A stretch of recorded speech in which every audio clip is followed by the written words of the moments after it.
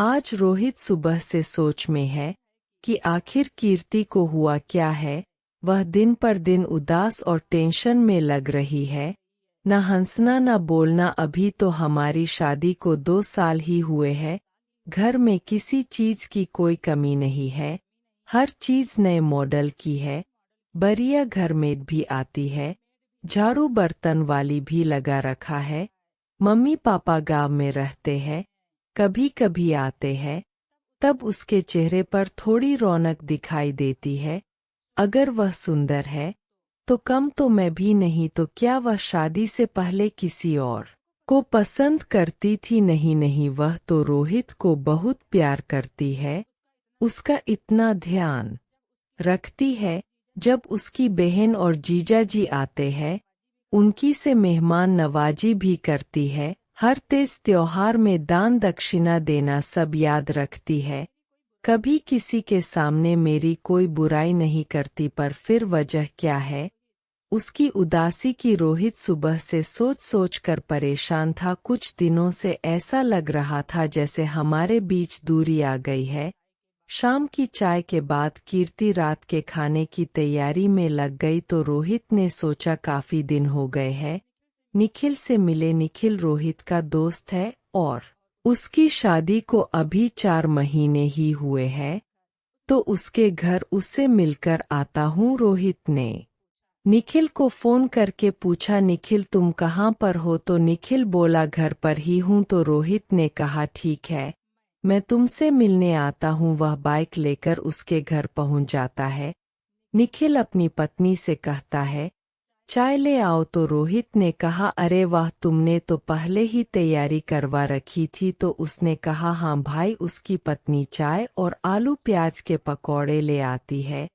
फिर निखिल और रोहित और निखिल की पत्नी तीनों चाय पीने लगते हैं। निखिल कहता है यार पकौड़े खा, मेरी पत्नी बड़े ही स्वादिष्ट पकौड़े बनाती है।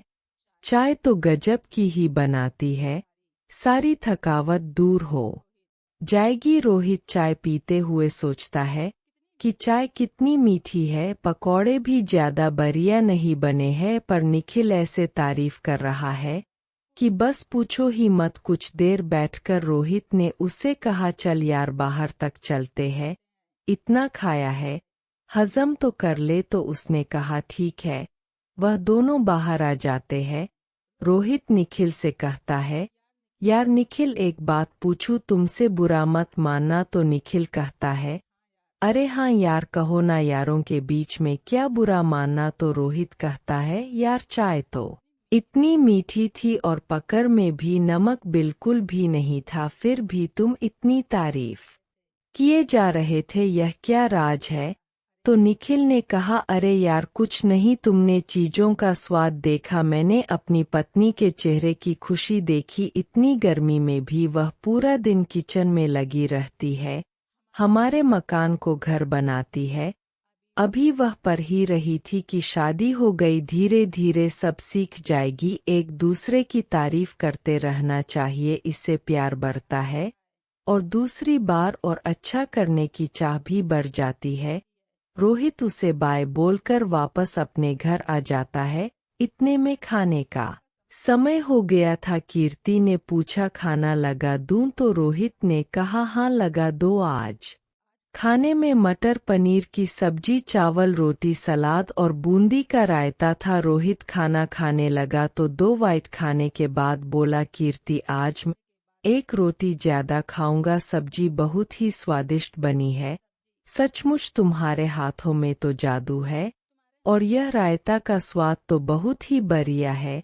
वाह, मैं तो ऐसी पत्नी पाकर धन्य हो गई। गया तो कीर्ति हंसती हुई गर्मागर्म रोटियां लेकर आती है और कहती है रोटियां गिनकर नहीं पेट भरकर खाते हैं, और वह सब्जी डालने लगती। तो रोहित ने कहा अरे अपने लिए भी रख लो, नहीं तो मैं सारी सब्जी खा जाऊंगा आज। कीर्ति मुस्कुरा उठती है। अब तो हर रोज रोहित कभी पराठे की तो कभी कीर्ति के लो की तो कभी उसकी साड़ी की तारीफ करने लगा था। कीर्ति के चेहरे का ग्लो भी अब लौटने लगा था। वह दिन बदन चमकने लगी थी। अब रोहित को समझ आ गया था कि प्यार के और तारीफ के दो बोल जिंदगी में ऐसा जादू गोल देते हैं कि जिंदगी खुशनुमा हो जाती है।